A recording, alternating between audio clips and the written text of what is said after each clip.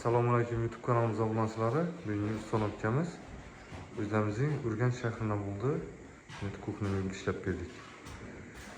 Bizlarda vaqt ham 2:30da ozgina ish qoldi. Ertaga xudo xolasa taxlab beramiz. Shu kuxnya mebelimiz 17 million so'mga bitdi. 1 metrini 3 million so'mga ishlab berdik. Ko'rishingiz mumkin. Shu 555 bo'ldi kuxnya mebelimiz. Boldan belki 260 bo'ldi. Netip kuxnya mebeli ishlab berdik. Qisqacha tanishtirib o'tsam kuxnya mebeli bilan ko'rishingiz mumkin. Moddiy svetda sifatli materiallardan ishlab berdik. Korpus qismlari ham 100% indif bo'ldi.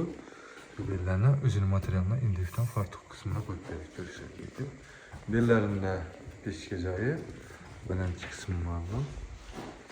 Mikromontaj uchun joy qoldirdik. Ko'rishingiz mumkin. Push mexanizmlarni qo'yib berdik. Stollar rossiyskiy bo'ldi. Eng yaxshi stollardan qo'ydik. Atxollardan o'zining materialidan o'rab berdik. Ko'rishingiz mumkin. Bellardan gazlardan ulab ishlatib berdik. Vitishkalardan taxlab berdik. İşledik. Balandchi qismini 3-etajdan shunday etib chapga olib chiqdi. Mexanizmlari tandem mexanizm bo'ldi. 30-40 yilgacha garantiya ko'taradi. Ko'rishingiz mumkin. Ichki qismlari ham indif materialdan bo'ldi. Shunday etib chapga olib chiqdi. Bellarida led lampochkalarni ulab berdik. Ko'rishingiz mumkin. Chapga olib chiqdi mebelimiz. Baho berasizlar. Moykalardan ko'p funksiyali moyka. Bonus sifatida musor idishlari. Balandchi qismini shu shirkalarni qo'yib berdik. Ko'rishingiz mumkin. 100% puxa plastik oldu. Korpus qismlari indif materialdan. Mexanizmlarına 1 yil garantiya qo'yib beramiz. Agar asılıb tushib qolsa, besplatniy servislarimiz bor. Rezervkalardan qo'yib shunday deb ko'rib chiqdi.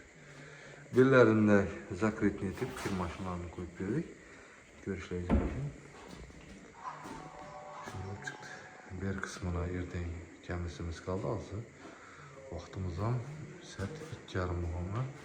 Azına işler kaldı. Şimdi de mebelimiz şimdi çıktı. Komentariyada yazıp kalırsalar şu mebelimiz 17 milyon so'mga arzimi. Kanalga abone olup ko'rsanglar, keyingi videolarda o'tib bermisizlar. Bundan ham boshqacha mebellarni, dizaynlarni tashlab boramiz. Shunday arzon, sifatli oshxona mebel qarab yurgan tanishlarimiz shu videoni jo'natib qo'ysalar, ular uchun manfaatli video bo'ladi.